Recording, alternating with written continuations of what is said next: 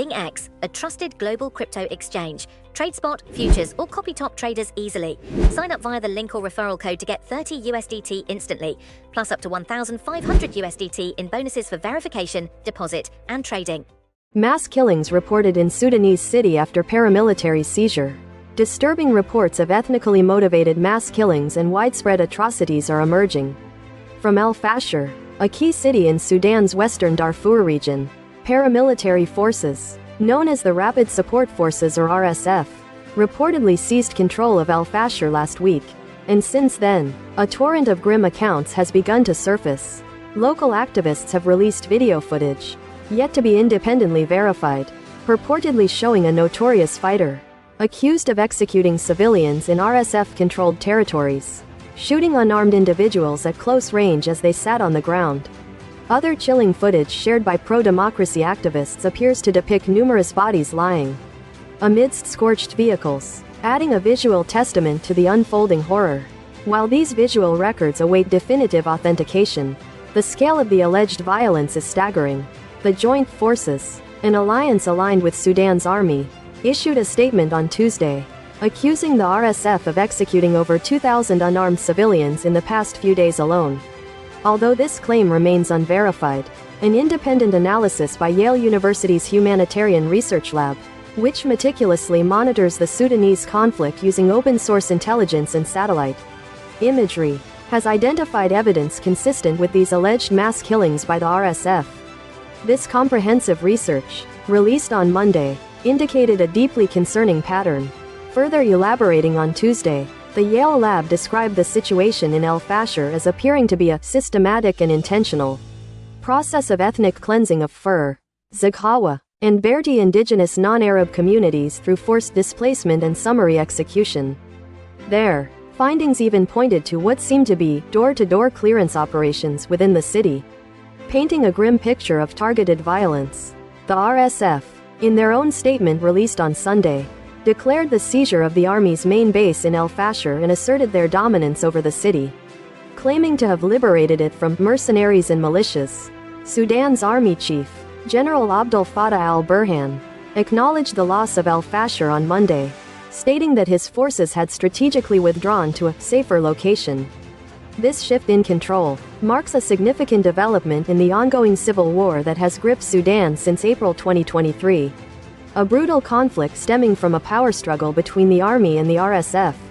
The fighting has already exacted a devastating toll, with over 150,000 lives lost and more than 14 million people displaced.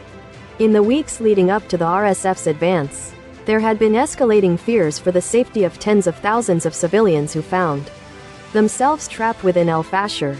Enduring an 18-month siege, the United Nations High Commissioner for Human Rights, Volker Turk, voiced these mounting concerns on Monday, warning of an increasing risk of ethnically motivated violations and atrocities in El Fasher. His office confirmed receiving multiple alarming reports of the RSF carrying out atrocities, including summary executions. The UN Human Rights Office has detailed further distressing accounts, including the summary execution of civilians attempting to flee, with indications that the killings were ethnically motivated. Disturbingly, videos have surfaced purportedly showing dozens of unarmed men being shot or lying dead, surrounded by RSF fighters who accuse them of being Sudanese army combatants. News agencies have been unable to establish contact with civilians inside El Fasher, as the Sudanese Journalists Syndicate reports a pervasive media blackout, with communications, including satellite networks, severed. Shayna Lewis, a Sudan specialist at the organization Preventing and Ending Mass Atrocities, which maintains close ties with civilian society in Darfur, has directly accused the RSF of massacring civilians.